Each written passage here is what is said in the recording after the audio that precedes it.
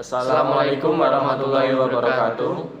Di sini kami akan mempresentasikan sebuah ide usaha dengan judul Service dan Maintenance Pagar Railing dan Stainless Craftsman of Steel. Di sini kami dari kelompok 17 dari kelas TM 2023G. Perkenalkan, nama saya Davan Wirandus Bastilio dengan NIM akhir 224. Saya Witan Rizky Pratama dengan NIM akhir 221. Dan saya sendiri Wirya Putra Kalingga dengan NIM akhir 222. Yang pertama untuk latar belakang masalah dan peluang usaha, di mana permasalahan atau kebutuhan pasar yang ingin diselesaikan yaitu kebutuhan keamanan oleh masyarakat, estetika pada lingkungan rumah, dan kenyamanan untuk rumah. Untuk alasan memilih bisnis ini adalah minat pasar yang tinggi, di mana dengan banyaknya rumah tangga di Indonesia, bisnis ini tidak pernah sepi. Peminat dan kreativitas juga semakin meningkat jumlah permintaan pada rumah tangga. Dan untuk selanjutnya, modal awal yang dikeluarkan tidak terlalu besar, di mana bisnis ini biasanya menggunakan pembayaran DP pada awal kesepakatan sehingga meringankan biaya yang harus dikeluarkan oleh owner untuk membeli bahan baku. Selanjutnya untuk sesuai dengan keahlian yang dimiliki, di mana dengan keahlian teknik mesin dapat meningkatkan efisiensi dari kerajinan yang dihasilkan karena telah sesuai dengan apa yang dia pelajari. Memiliki potensi tinggi untuk berkembang. Dengan semakin berkembang kreativitas masyarakat, maka bisnis ini akan terus berkembang. Untuk deskripsi usaha, nama usaha dan jenis produk jasa yaitu Craftsman of Steel, dan bentuk usahanya yaitu Commandite Fan Shape atau CV. Untuk jenis usaha yaitu jasa pembuatan kerajinan baja rumah tangga. Apa itu Craftsman of Steel? Merupakan usaha kecil yang bergerak dalam pembuatan serta pemeliharaan kerajinan pada dalam rumah tangga seperti pagar rumah, railing, kerja gazebo, kanopi, furnitur rumah tangga yang terbuat dari baja seperti kursi, meja, dan rak dinding. Untuk keunggulan kompetitif, yang pertama spesialis dalam rancangan, pembuatan dan pemasangan kerajinan rumah baja. Selanjutnya desain bisa custom sesuai permintaan customer. Hasil kerajinan baja yang baik dan terjamin kuat, melayani permintaan untuk pemeliharaan dan perbaikan. Baik, untuk segmentasi dan target pasar dari usaha ini, yang pertama adalah siapa calon pelanggan. Calon pelanggan dari usaha ini adalah orang yang memiliki rumah. Yang kedua adalah pemilik tempat usaha, khususnya di bidang F&B yang membutuhkan keamanan dan kenyamanan juga estetika pada usahanya.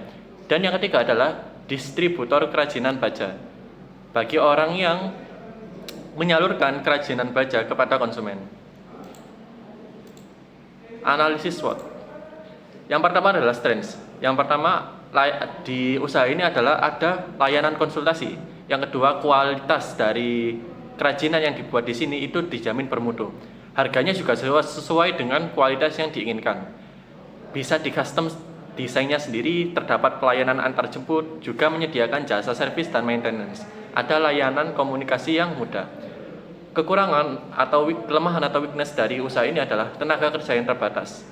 Luas workshop yang terbatas juga sehingga tidak bisa menerima banyak sekali pesanan, tidak adanya gudang penyimpanan sehingga tidak bisa secara masif menerima ataupun menyimpan barang kerajinan. Juga kita belum memiliki nama yang besar di masyarakat sekitar. Peluangnya adalah karena di Indonesia ini kebutuhan kerajinan baja rumah tangga sangat tinggi, maka ini bisa menjadi usaha yang berkembang dengan pesat ke depannya. Juga dibutuhkannya jasa servis dan maintenance bagi pelaku, terutama bagi pelaku usaha F&B. Ancaman dari usaha ini adalah yang pertama pastinya persaingan harga dari kompetitor. Karena kita belum memiliki nama yang besar, maka kita tidak bisa memberikan harga yang sangat murah kepada customer. Juga keterbatasan proyek yang bisa kita ambil. Di samping karena kita tidak memiliki luas workshop yang besar, juga kita tidak memiliki banyak tenaga kerja, sehingga demi sebuah kepuasan pelanggan kami tidak bisa mengambil banyak sekali proyek dalam waktu bersamaan. Dalam strategi pemasaran, yang pertama adalah strategi harga. Harga yang kami berikan menyesuaikan kualitas dan tingkat kesulitan dari pembuatan kerajinan baja rumah tangga yang diinginkan oleh customer. Yang kedua, kita memberikan estimasi biaya langsung melalui konsultasi sehingga biaya bisa menjadi lebih murah. Karena kita waktu konsultasi juga memberikan banyak saran mengenai bagaimana desain yang bagus, juga bagaimana pemilihan bahan yang tepat. Yang kedua adalah strategi promosi. kami memberikan garansi pada pertama kali pembelian produk. Jadi bagi customer yang pertama kali membeli di kami akan memberikan garansi apabila ada kerusakan, kecacatan, baik dalam pengiriman maupun pemasangan, kami akan ganti baru 100%. Yang kedua, kami akan mempromosikan melalui berbagai platform, baik WA, Facebook, IG, Twitter maupun YouTube. Juga melalui platform offline, seperti kami akan memasang plakat ataupun menyebar brosur. Yang ketiga, kami menerima masukan, kritik, dan saran agar terlihat ramah kepada pelanggan sehingga pelanggan akan selalu kembali kepada kami. Ada juga strategi distribusi yang kami berikan, yakni berbasis di wilayah industri rumah tangga yang padat. Juga kami memiliki sistem pelayanan antar jemput yang gratis. Platform yang kami gunakan dalam promosi nanti ada sosial media, yang pertama WhatsApp, Instagram, Facebook, Twitter, dan YouTube. Dan dalam basis offline kami menggunakan toko fisik atau workshop. Yang kedua, plakat dan brosur yang akan kami sebarkan di lingkungan sekitar kami. Dan yang ketiga, kami akan komunikasikan langsung ke pelanggan ataupun promosi secara langsung mulut ke mulut dari tetangga ke tetangga. Selanjutnya untuk rencana operasional. Yang pertama, alur kerja, tahapan proses produksi. Yang pertama, konsultasi rancangan dengan konsumen. Yang kedua, survei lokasi. Yang ketiga, pembuatan desain rancangan. Dan yang keempat, penyiapan alat dan bahan. Yang kelima, pemotongan dan perakitan bahan. Yang keenam, proses pengelasan baja. Yang ketujuh, finishing. Yang kedelapan, pengantaran ke lokasi pelanggan atau konsumen. Dan yang terakhir, pemasangan di lokasi.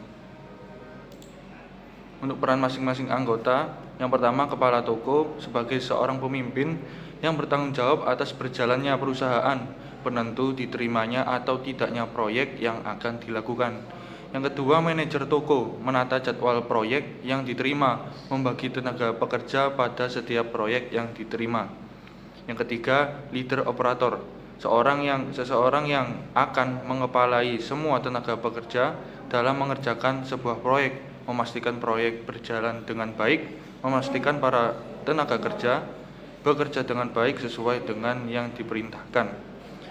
Yang keempat, human relationship, memastikan hubungan perusahaan dengan masyarakat sekitar tetap baik, memastikan para tenaga kerja yang masuk merupakan tenaga kerja yang baik dan benar. Yang terakhir, yang kelima, yaitu accounting staff, menjaga keuangan perusahaan agar tetap stabil dan menjaga laporan pajak perusahaan. Untuk rencana keuangannya, estimasi modal awalnya, yang pertama untuk keperluannya sewa toko dengan harga sekitar 8 juta.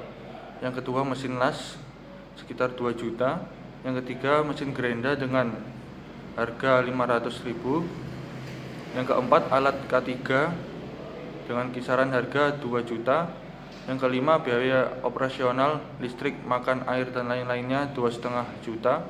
Yang keenam, biaya beli bahan yaitu 10 juta. Jadi total modal awal 25 juta.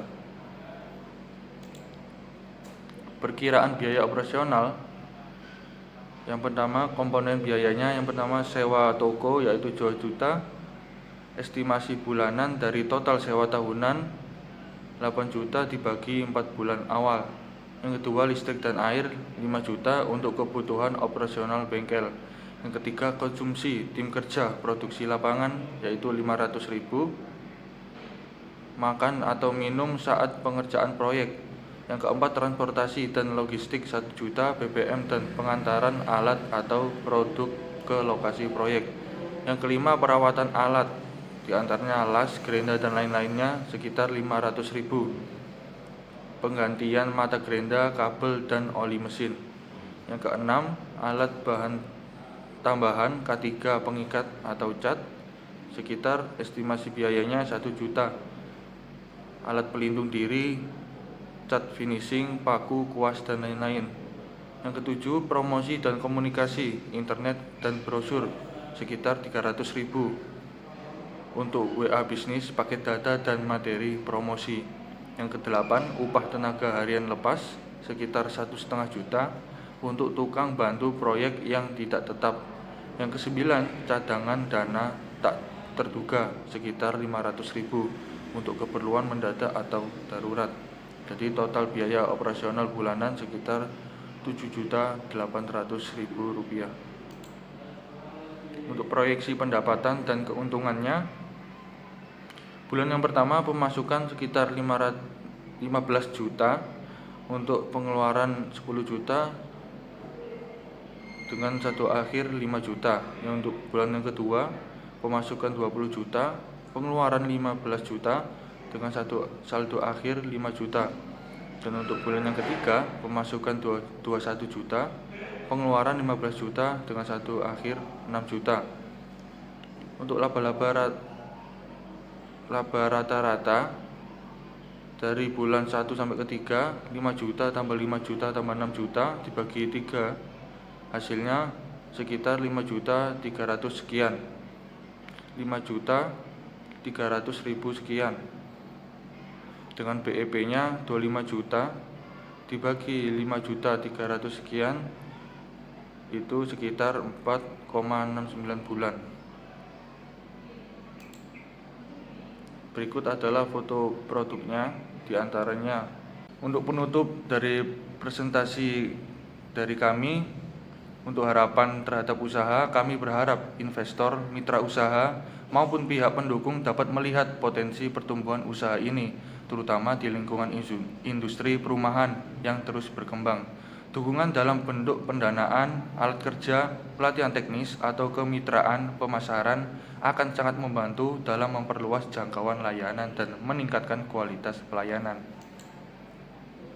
Kami membuka peluang kerjasama bagi toko material bangunan, kontraktor, developer, juga para pelaku usaha terutama di bidang F&B maupun pihak individu yang ingin mendukung CV lokal ini. Dengan dukungan Anda semua, tentunya perusahaan ini nantinya bisa menjadi perusahaan yang lebih baik dan pastinya akan memberikan manfaat dan layanan yang terbaik ke depannya.